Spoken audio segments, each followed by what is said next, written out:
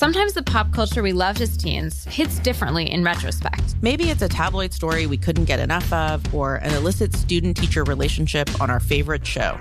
We're Susie Banikarim and Jessica Bennett, hosts of the new podcast, In Retrospect, where each week we'll revisit a cultural moment from the past that shaped us, and probably you, to try to understand what it taught us about the world and our place in it. You're the first person that I've talked to about this for years and years. Listen to In Retrospect on the iHeartRadio app, Apple Podcasts, or wherever you find your favorite shows. Ready to be inspired?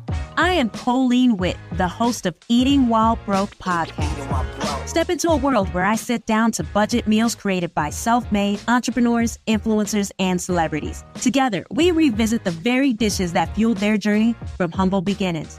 Every Thursday, listen to Eating While Broke on the Black Effect Podcast Network, iHeartRadio app, Apple Podcasts, or wherever you listen to your podcast. The Black Effect Podcast Network is brought to you by Uber. Earn like a boss at uber.com/boss. In this week's Marketers Report, we hear about the importance of local radio from Allison Griffin, head of marketing at State Farm.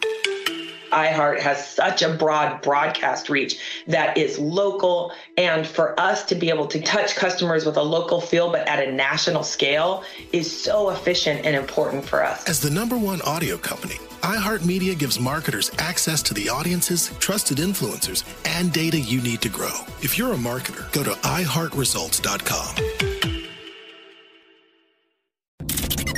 You don't know me. A confession I can't take back. I am The Masked Speaker. Got a text to 78592 that says, my wife doesn't know that our 3 kids are secretly named after Street Fighter characters. No way. Wait. Oh my God, what are the names of those characters? This is little Ryu and Chun-Li and Blanca. Yeah. It's funny. It's actually kind of cute names. Yeah. And our 4th child's Hadouken. Yeah.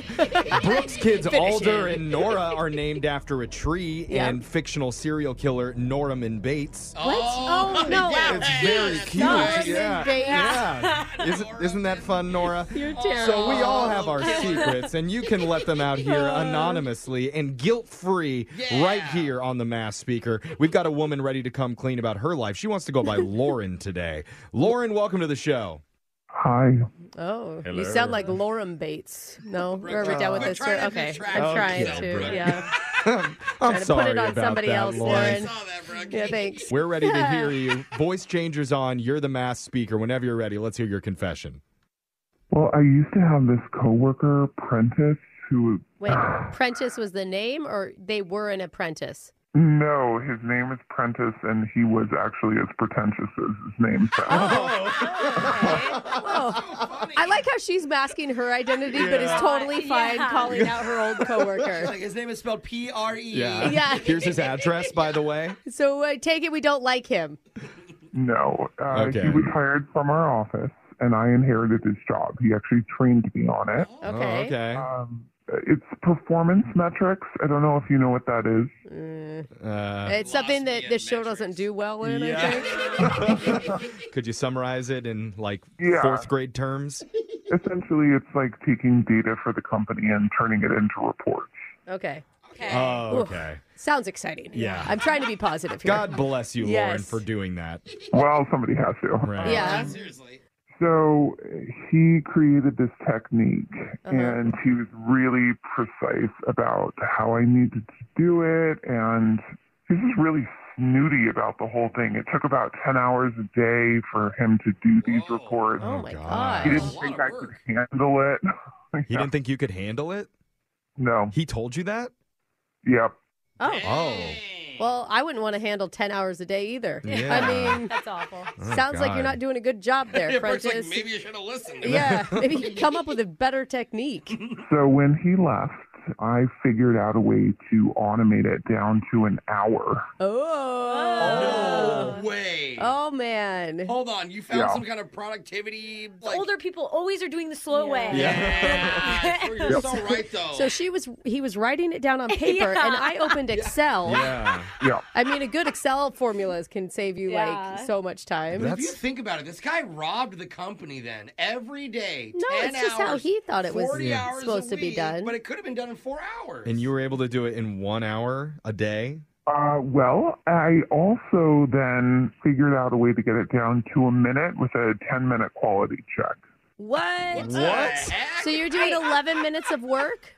Yeah, and my boss thinks I'm doing 10 hours, and I just surf the internet. Oh, wait a minute. You're robbing the company. That's all that you do? Yep.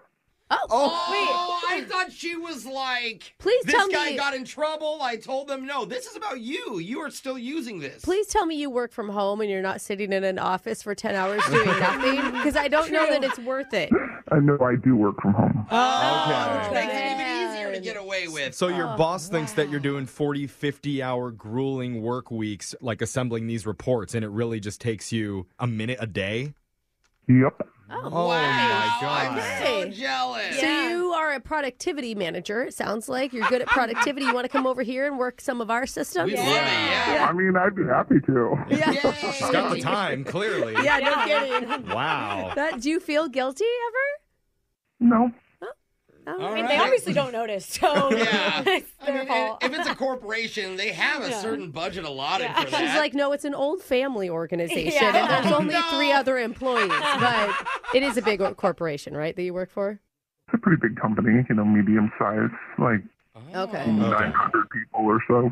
Okay, so it's not like a tiny mom and pop operation. No. Okay, good. Then we don't feel bad. Man, I hope Prentice is listening to this, just hating himself right now. Yeah. He's such a jerk to me, thinking that I couldn't even do the job that he hired me for. But I kind of hope he's listening to this. I mean, I hope he realizes he's been wasting his life. Totally. I thought you were an idiot and you turned his whole career into like a 10-minute Yeah. meet. He's like, so, little lady, this is a computer. It may be too much for your brain to handle. I know it's not written power, but this symbol does mean power. Yeah. That's how you turn it on. I mean, that's what you get, right? Yeah, that's karma. We got another text, 78592, that says, when I was a kid, I passed gas into a little box over and over for a full year. Yuck. Before long, the box was successfully weaponized and ready for deployment. So whenever my older brother was mean to me, I'd steal his Oakley sunglasses, put them in the box to marinate overnight, and then I'd quietly return them. You need help. That's disgusting.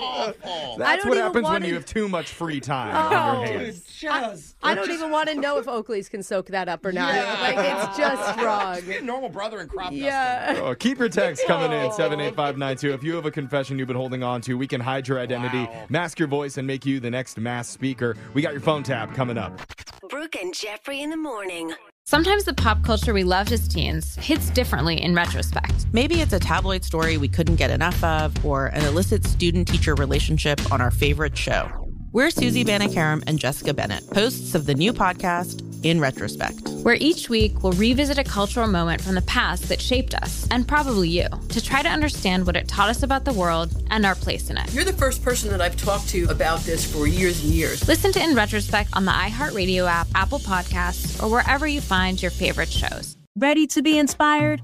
I am Colleen Witt, the host of Eating While Broke podcast. Step into a world where I sit down to budget meals created by self-made entrepreneurs, influencers, and celebrities. Together, we revisit the very dishes that fueled their journey from humble beginnings.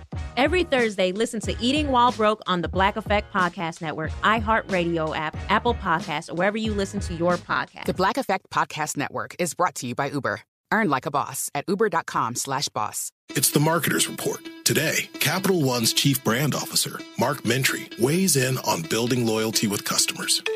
Capital One has really worked to create amazing access moments for our customers. Anywhere from when we have a live event, there be customer events ahead of that. We will do sound check parties so that only Capital One cardholders can get access to, and we can't pull that off without the relationship iHeart has with the artists, with venues to create these really exclusive events, festivals that iHeart puts on, gives Capital One the ability to create those moments. People are passionate about their favorite artists, and so we try to tap into that together. As the #1 audio company, iHeartMedia gives marketers access to all. Every audience, live conversations, trusted influencers, and the insights and data you need to grow. Not just a media company.